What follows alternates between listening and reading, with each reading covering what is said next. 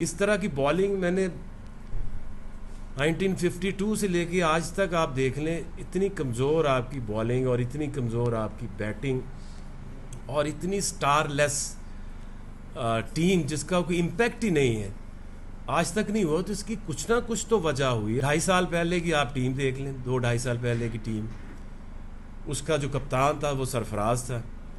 हम वहाँ से गिरते गिरते अज़हर अली पे आए, अज़हर अली से आज हम बाबर आज़म पे और आज जो विकेट कीपर रिजवान पे आ गए हैं।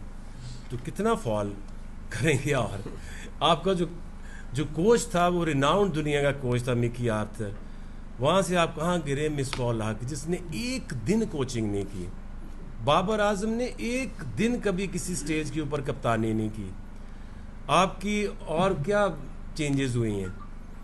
आपकी मैनेजमेंट देख लें तो आपकी चीफ सेलेक्टर इंजमामुल हक जैसा लेजेंड, तजुर्बेकार, को फैसला कर लेने वाला, को बॉल पढ़ने वाला, वहाँ से गिरे आप कहाँ पे?